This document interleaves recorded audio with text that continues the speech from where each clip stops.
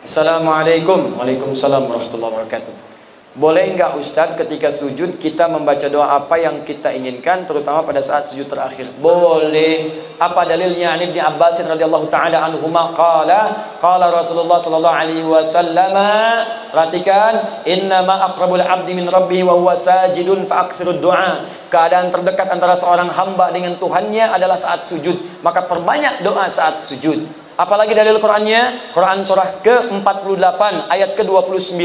Muhammadur Rasulullah walladzina ma'ahu asyidda'u 'alal kuffar ruhama'u bainahum tarahum ruk'an sujada yabtaghuna fadlan minallahi wa ridwana.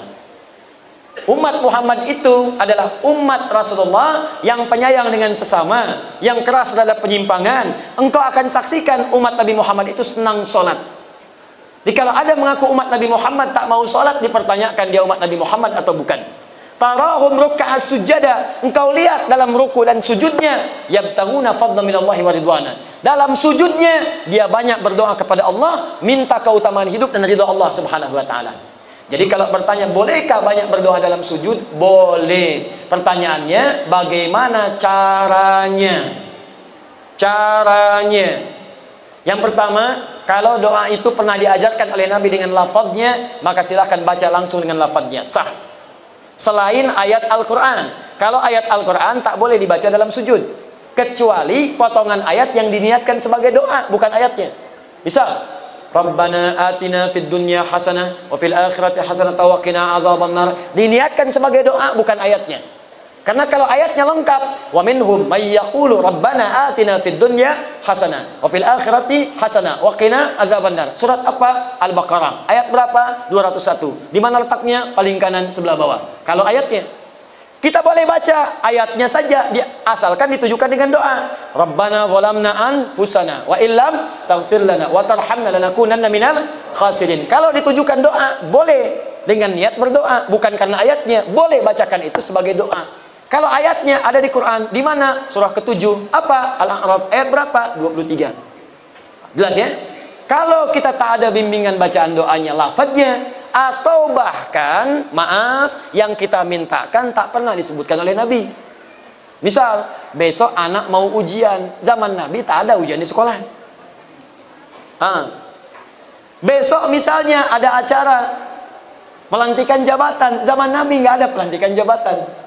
Kita mau sholat malam tahajud, mau berdoa, apakah boleh berdoa dalam sujud? Minta, ya Allah lancarkan proyek saya besok, lancarkan bisnis saya, ringankan tugas beban jabatan saya, luluskan anak saya, cucu saya dalam ujian. Bolehkah? Boleh. Tapi yang paling sharih tak perlu dilafadzkan, cukup dalam hati saja. Jelas? Apa dalilnya? Bisa kita ambil diantaranya Quran surah ke-7 Al-A'raf ayat 205. Wadhkur rabbaka fi nafsika tadarruan wa khifatan wa dunal jahri minal qaul. Silakan sebut nama Rabbu, minta kepada Allah dalam jiwamu walaupun tak dilafadzkan. Minta dengan khusyuk, minta dengan penuh harap. Jangan kemudian kau terlampau keras memintakannya, cukup dalam hatimu, hadirkan, mintakan. Begitu dihadirkan, ada terjawab. Ya, dan minta dalam hati ini boleh dalam sujud, boleh juga dalam saat berdiri, saat membaca kalimat iyyaka na'budu wa iyyaka nasta'in. Di hati langsung hadirkan, ya Allah sukseskan bisnis saya, ya Allah lancarkan ujian saya. Apa dalilnya? Hadis qudsi dari Anas bin Malik radhiyallahu taala anhu. Qasamtu shalah baini wa baina 'abdi 'ala nisfain. Kata Allah, saya bagi salat kepada dua bagian antara aku dengan hambaku. Wali 'abdi ma sa'ala, kalau hambaku benar salatnya sampai bacaan tertentu, aku akan kabulkan apa yang dia minta.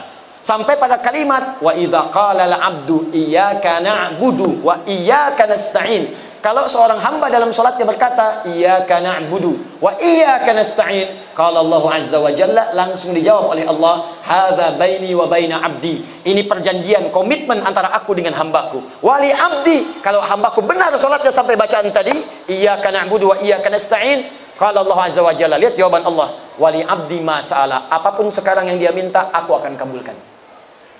Tapi tak perlu dilafadzkan, dalam hati aja minta. Kalau benar, dikabulkan oleh Allah. Jelas di sini? Wallahu taala a'lam bis-shawab. Ustaz, saya seorang mahasiswa semester awal dan pengamat menikah muda. Doakan saya agar dimudahkan dan segera bertemu dengan jodoh saya. Masya Allah. Kalau ingin bertemu jodoh, jangan selalu jadi pengamat. Nah, ini pengamat menikah muda tapi tak dapat jodoh. Cara mendapat jodoh itu bukan mengamati, tapi berikhtiar untuk mendapatkannya. Ya, kenali, ta'aruf, cari sesuai dengan ukuran Nabi. Tak kenal maka ta'aruf, bukan tak sayang. Tidak semua kenal itu mesti sayang. Bapak kenal dengan istri tetangga kan tidak harus sayang. Tak kenal maka ta'aruf, tak tahu maka berkenalan. Cara ta'aruf yang baik untuk mencari jodoh banyak dari Nabi. Tunkahul mar'atu li arba'in. Kalau ingin cari jodoh perempuan itu lihat pada 4 halnya. Perempuan ke laki-laki juga demikian, lihat 4 halnya. Pertama, li jamaliha, jamaliha. Ingat, bukan jamil, bukan jamilah, jamal. Kalau jamil ganteng, lihat gantengnya. Kalau jamilah cantik, lihat cantiknya. Jamil ganteng, Saiful ganteng, Saiful jamil. Jamilah cantik, Mulan cantik, Mulan jamilah. Tapi kalau jamalah itu adalah penampakan keindahan yang terpampang pada warasnya, pada parasnya. Di bagaimana kalau ditatap jadi senang? Kata orang cantik itu relatif, jelek itu mutlak. Tapi ada orang yang wajah biasa, tapi kalau ditatap indah, enak, suaranya merdu. Memang parasnya 100%, tapi cerewetnya 1000%. Nah enak juga. Coba Sayyidah Khadijah, istri Nabi, dengan Sayyidah Zainab binti Jahsy, cantik mana di antara itu? Bagus. Kalau tahu saya akan tanya, sudah pernah lihat? Kata orang, cantik paras itu Sayyidah Zainab. Mata kalau melihat tak berkedip, wajah tak berpaling. Tapi yang disebut dalam mimpi Nabi Sayyidah Khadijah. Lihat Al-Bukhari, Kitab Bad'ul Wahyi, nomor hadis yang keempat sampai 5, dari kanan sebelah bawah sampai kiri atas. Nabi pernah turun dari Gua Hira, belum ada wahyu setelah periode Iqra. Di tengah jalan siang-siang tiba-tiba ada suara, Muhammad, Muhammad, Muhammad. Tengok kanan kiri kosong, depan belakang tak ada orang. Tengok atas ada sosok seperti duduk bainas sama'i wal ardi memanggil Muhammad, Muhammad. Bapaklah keluar dari dangung-dangung ini. Siang-siang kosong tak ada orang. Begitu keluar, tak ada orang, kanan kiri kosong, depan belakang kosong. Tiba-tiba ada panggilan. Nengok atas jubah putih rambut gondrong. Jubah putih rambut gondrong sambil begini, Pak. Kira-kira apa yang dilakukan? Kata Nabi, faru'ibtu minhu, saya pergi meninggalkan tempat itu dengan cepat dengan keadaan takut. Tapi yang dahsyat, datang pulang sampai rumah bertemu dengan Sayyidah Khadijah. Begitu dibuka melihat wajah Sayyidah Khadijah, hilang setengah ketakutannya.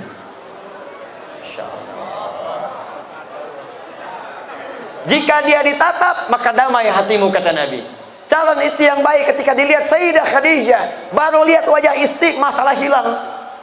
Setengah masalah hilang. Apa kata Nabi? Dastiruni, dastiruni. Di riwayat lain, zammiluni, zammiluni. Selimuti saya, selimuti saya. Saya khawatir. Dibawa, digandeng, masuk ke kamar, diselimuti. Keluar kalimat yang indah. Zaujil karim, makna. Sayang, engkau itu orang baik. Engkau menyambung silaturahim. Engkau senang memberi. Engkau orang baik dalam kehidupan. Engkau tak punya musuh. Tanamkan dalam jiwamu yang paling dalam. Aku akan bersamamu dalam suka dan duka. Seketika hilang masalahnya. Turun malaikat yang tadi membawa surah Al-Mudaththir, surah ke-74. Ya ayyuhal mudaththir, qum fa'anzir. Itu asbabun nuzulnya tadi. Jadi sekarang bagaimana caranya? Masya Allah, Bu, pulang ke rumah. Pastikan suami lihat ibu, hilang masalah. Pulang dari kantor, pulang dari pasar, ada masalah di pasar. Nyampe rumah, Assalamualaikum. Waalaikumsalam. Dengar suara istri, Alhamdulillah tenang. Begitu dibuka, tambah masalah. Nah, ini pertama lah. Ya. Kedua, nasabiyah, lihat dari mana dia berasal supaya tidak menimbulkan fitnah. Cari ukurannya. Ketiga, kemudian apa yang terjadi? Kata Nabi, lihat juga lima liha. Ada yang menafsirkan adalah kekayaan hartanya. Tapi saya cenderung kepada penafsiran kemampuan dia mengelola harta suaminya. Awas, kadang banyak yang salah tafsir. Oh, kalau yang kaya saya cari aja janda kaya, saya nikahin kaya saya. Tidak. Saya cari aja anak orang kaya, saya nikahin jadi kaya. Tidak. Kata para ulama hadis sebagian, makna di sini adalah kemampuan dia mengelola harta suami. Jangan sampai pendapatan Anda 5 juta, tapi zakat molnya dia 10 juta. Stres Anda. Untuk salonnya saja sudah 7 juta. Capek. Yang terakhir, yang keempat, lidiniha, ketaatannya kepada Allah. Ya, fadfar bidzatid dini taribat yadak. Kalau ada yang keempat ini yang paling dahsyat. Karena itu Bu, Pak, maaf ya. Kalau ada seorang pemuda, akhlaknya baik, agamanya bagus, Qur'annya hafal, taat pada Allah, kata Nabi, jangan ditolak tuh karena sulit untuk menemukannya. Jangan dihilangkan peluangnya, cepat. Sekarang sedang marak di Indonesia, Jakarta, Bekasi sekitarannya, mahar untuk menikah, sekarang rata-rata hafal berapa juz. Ada seorang pemuda datang melamar kepada anak kiai, anaknya cantik luar biasa, taat salihah. Ternyata bukan dia saja yang datang, 2 orang lain datang, 3 orang datang mau mengajukan lamaran. Begitu datang pertanyaan kiainya bukan yang lain, Quran. Ananda siapa namanya? Saya Anas, Pak. Baca surat An-Nas. Baca. Bagus. Kalau Ananda siapa? Saya Torik, Pak. Baca surat At-Torik. Bagus. Yang ketiga, belum ditanya, udah pucat wajahnya. Kalau Ananda siapa? Saya Imran, Pak. Tapi dia tak hilang akal. Cuma panggilan sehari-hari, kulhu, Pak. Ya. Nah, coba carilah yang seperti itu. Yang ikhwan juga demikian. Coba ta'aruf yang baik. Kalau sudah jangan lama-lama, ya. Lamar dengan baik. Doa malamnya istikharah. Nampak dia, besoknya lamar. Doakan, sentuhlah ia tepat di hatinya. Maka ia akan jadi milik untuk selamanya. Bikin status. Udah datang. Dan para akhwat saya nasihati ya, awas nih yang belum menikah, jangan dengarkan rayuan-rayuan gombal para lelaki. Aku mencintaimu. Jangan dipercaya.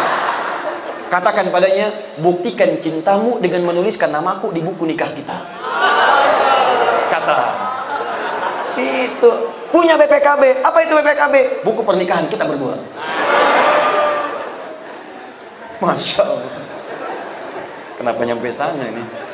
Dah, 3 menit lagi saya jawab. Bismillahirrahmanirrahim. Ustadz, bagaimana caranya kita berdoa kepada Allah supaya hati kita tenang, hati kita terang? Caranya yang berdoa. Minta kepada Allah supaya diterangkan hati. Bagaimana caranya? Yuk kita mulai beberapa bagian dari Al-Quran. Pertama, tingkatkan zikir kepada Allah. Apa itu zikir? Zikir itu amalan yang punya pengaruh kepada hati. Selain tenang, nanti Allah akan turunkan cahaya. Apa dalilnya? Quran surah ke-13 ayat 28. Ala bi dzikrillahi tatmainnul qulub. Apa amalannya? Pertama, salat. Karena itu salat disebut dengan zikir. Apa dalilnya? Quran surah ke-20 ayat ke-14. Innani anallahu la ilaha illa ana fa'budni wa aqimis salata lidzikri. Tunaikan salat sebagai zikir kepadaku.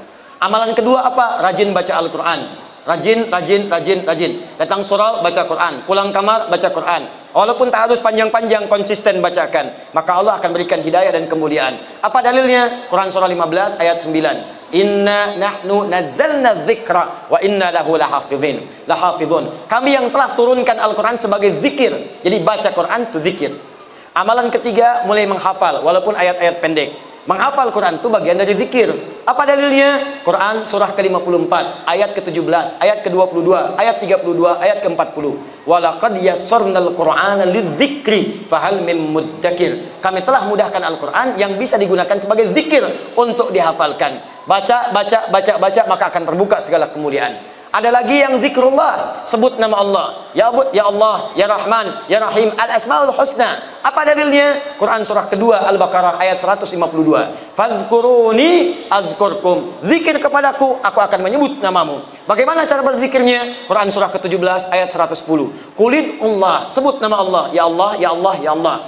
Awir Rahman atau Ar-Rahman, Ar-Rahman, Ar-Rahman. Ayyamma tad'u falahul asmaul husna. Atau sebutkan nama-nama Allah dari al-asmaul husna. Terakhir, sebut dengan kalimat thayyibah. Subhanallah, alhamdulillah, Allahu akbar. Hadis Muslim dalilnya, nomor hadis 571. Apa dalil Qur'annya? Quran surah keempat ayat 103. Fa idza qadaitumus salata, jika Anda selesai menunaikan salat, fadhkurullaha. Cepat berzikir kepada Allah. Ada lagi zikir spesial. Kalau ini bisa dilakukan, maka Allah akan menjaga Anda dari perbuatan maksiat dan dibukakan segala hal-hal yang buruk dalam kehidupan untuk dijauhi. Apa zikirnya?